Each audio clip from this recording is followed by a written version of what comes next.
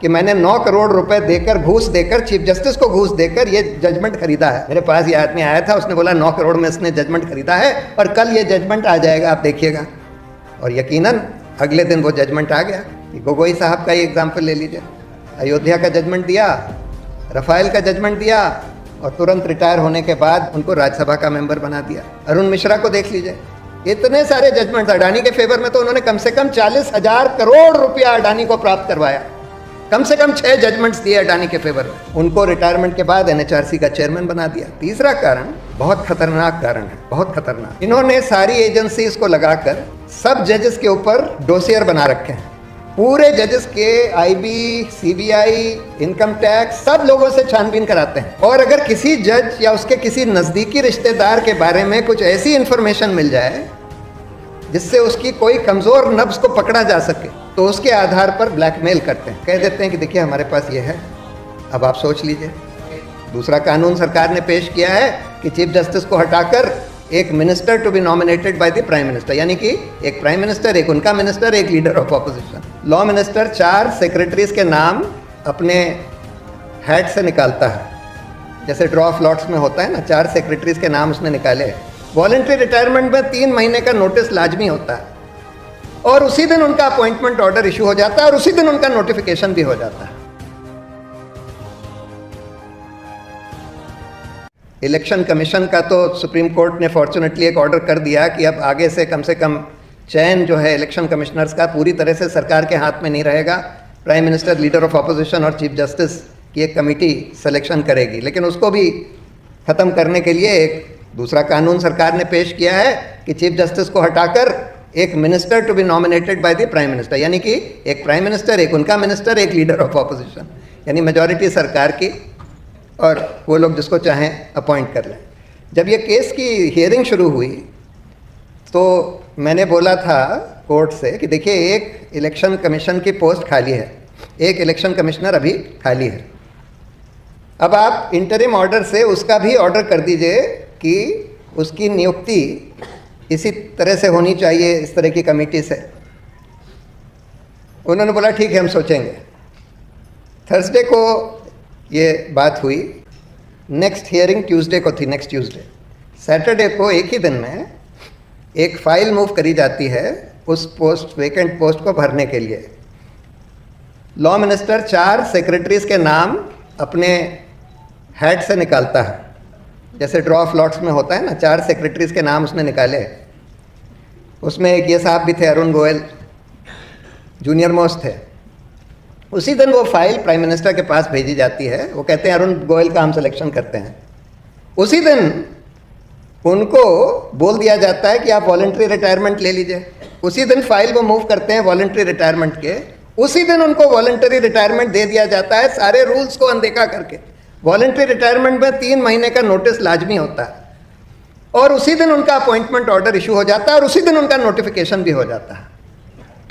Election commission का तो ये हाल कर दिया है कि अब इलेक्शन, जैसे कई साल तक हम लोग ये मानते थे कि इलेक्शन कमीशन एक इंडिपेंडेंट इंस्टीट्यूशन हो चुका है सेशन साहब के बाद, लेकिन पिछले कम से कम 6 साल से हम ये देख रहे हैं कि उसकी इंडिपेंडेंस बिल्कुल ख़त्म हो चुकी है। एक साहब जो चीफ इलेक्शन कमिश्नर बने थे, उनका तो रेडियो टेप्स में एक टेप आया था बाहर, सुनील अरोरा साहब, जिसमें वो बात कर रहे हैं जुडिशरी में भ्रष्टाचार की, और बड़े मज़े से नीरा राडिया को बता रहे हैं कि अभी मेरे पास एक आदमी आया और कहने लगा कि मैंने 9 करोड़ रुपए देकर, घूस देकर, चीफ जस्टिस को घूस देकर ये जजमेंट खरीदा है।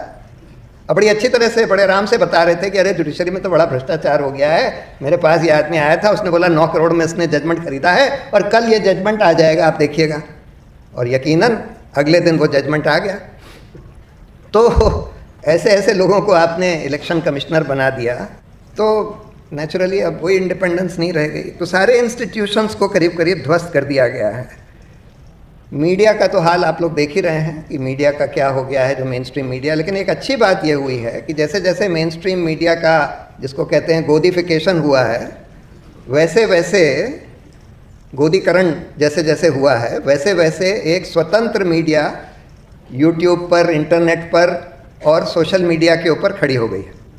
और ये इंडिपेंडेंट मीडिया में धीरे धीरे करके, जैसे जैसे अच्छे अच्छे जर्नलिस्ट मेन स्ट्रीम मीडिया जिनका गोदीकरण हो चुका था, उनसे फ्रस्ट्रेट होते जा रहे हैं, वो अच्छे जर्नलिस्ट वहाँ से धीरे धीरे निकलकर अपना इंडिपेंडेंट मीडिया खड़ा कर रहे हैं। और मेरा मानना ये है कि आज इस इंडिपेंडेंट मीडिया का जो इन्फ्लुएंस है ये गोदी मीडिया से ज़्यादा है, और इसीलिए ये सरकार बहुत इस स्वतंत्र मीडिया से घबराई हुई है। न्यूज़ क्लिक पर रेड करने का भी एक बड़ा कारण ये था। अब लास्ट सवाल ये है कि न्यायपालिका, देखिए न्यायपालिका को तो संविधान ने बिल्कुल स्वतंत्र बनाया था, ये माना था कि ये सरकार से बिल्कुल स्वतंत्र रहेगी, और इसीलिए इनका रिमूवल प्रोसेस या इनके ऊपर डिसिप्लिनरी कंट्रोल सरकार का नहीं रखा गया था, और रिमूवल प्रोसेस बहुत मुश्किल कर दिया था, इम्पीचमेंट बहुत मुश्किल कर दिया था। तो एक तरह से उनको एक फंक्शनल इंडिपेंडेंस तो संविधान ने दे दी, लेकिन हम देख रहे हैं कि मीडिया ये सब देख रही है कि 6-6 साल से आपने भीमा कोरेगांव गाँव के लोगों को बंद किया हुआ है, जेल में सड़ रहे हैं, ट्रायल भी नहीं स्टार्ट किया। दिल्ली राइट्स के लोगों के खिलाफ बिल्कुल बोगस चार्जेस बनाकर, मतलब ये अपना जो उमर खालिद है उसकी तो सारी स्पीचेस रिकॉर्डेड हैं, और सारी स्पीच कुछ भी देख लीजिए, कुछ भी ऐसा उसमें आपत्तिजनक नहीं है, फिर भी उसको इतने साल से जेल में रखा हुआ है, 3 साल से ज़्यादा हो गए, और बेल नहीं दी। ट्रायल तो खैर शुरू होने का नाम ही नहीं ले रहा। ये क्यों होने दे रही है जुडिशरी, क्या हो गया? देखिए इसके 3 बड़े कारण हैं कि न्यायपालिका की इंडिपेंडेंस क्यों काफ़ी हद तक ध्वस्त हो गई। अभी तो खैर वर्तमान समय में थोड़ा सा इम्प्रूवमेंट है, पहले से थोड़ा इम्प्रूवमेंट है, लेकिन फिर भी अगर हम पिछले 6-7 साल में देखें तो क्या हुआ, ऐसा क्या हुआ, क्यों हुआ? एक कारण तो यह है जिसको हम कहते हैं कि the lure of post retirement jobs, जिसके बारे में अरुण जेटली ने भी बोला था कि post retirement jobs influence pre retirement judgments. Gogoi साहब का ही एग्जाम्पल ले लीजिए, अयोध्या का जजमेंट दिया, रफाइल का जजमेंट दिया, और तुरंत रिटायर होने के बाद मतलब 2-3 महीने के अंदर ही उनको राज्यसभा का मेंबर बना दिया। अरुण मिश्रा को देख लीजिए, इतने सारे जजमेंट्स अडानी के फेवर में, तो उन्होंने कम से कम 40,000 करोड़ रुपया अडानी को प्राप्त करवाया, कम से कम 6 जजमेंट्स दिए अडानी के फेवर में, और उनको रिटायरमेंट के बाद एनएचआरसी का चेयरमैन बना दिया। एक और थे साहब, उनको गवर्नर बना दिया, एक पहले थे साहब, उनको भी गवर्नर बना दिया। तो एक तो ये प्रॉब्लम है। दूसरी प्रॉब्लम है कि देखिए जजों का चयन, हाई कोर्ट और सुप्रीम कोर्ट के जजों का चयन जो है, अब सुप्रीम कोर्ट ने ही एक जजमेंट से अपने हाथ में ले लिया और बोल दिया कि सुप्रीम कोर्ट के 5 जजेस का कोलिजियम तय करेगा, सीनियर जजेस का। लेकिन वो तय भी कर देते हैं तो सरकार नियुक्ति ही नहीं करती। अगर उनको लगता है कि भाई ये आदमी तो स्वतंत्र होगा, हमारी बात नहीं मानेगा, तो उसका वो नोटिफिकेशन ही नहीं इशू करते। हम लोगों का एक केस चल रहा है सुप्रीम कोर्ट में जिसमें कि 50 लोग ऐसे हैं जिनका कोलिजियम ने रेकमेंड किया और सरकार ने उनकी नियुक्ति नहीं करी, सालों साल उस पर बैठे रहे। फिर कानून ये कहता है कि सरकार के पास एक ऑप्शन है कि वो एक बार रिकमेंडेशन को वापस कर दें, उसके बाद अगर यूनानिमसली कोलिजियम रिटरेट करता है तो सरकार को अपॉइंट करना पड़ेगा। हम देख रहे हैं कि कोलिजियम कम से कम ऐसे 17 केसेस ऐसे हो चुके हैं हाल में कि कोलिजियम ने यूनानिमसली रिटरेट किया और फिर भी सरकार ने नोटिफिकेशन इशू नहीं किया, नियुक्ति नहीं करी। तो इंडिपेंडेंट जजेस का अपॉइंटमेंट ही नहीं होने देते। जस्टिस मुरलीधर के केस में भी यही हुआ। तो दूसरा कारण यह है। तीसरा कारण बहुत खतरनाक कारण है, बहुत खतरनाक। इन्होंने सारी एजेंसीज को लगाकर सब जजेस के ऊपर डोसियर बना रखे हैं। पूरे जजेस के आईबी, सीबीआई, इनकम टैक्स सब लोगों से छानबीन कराते हैं।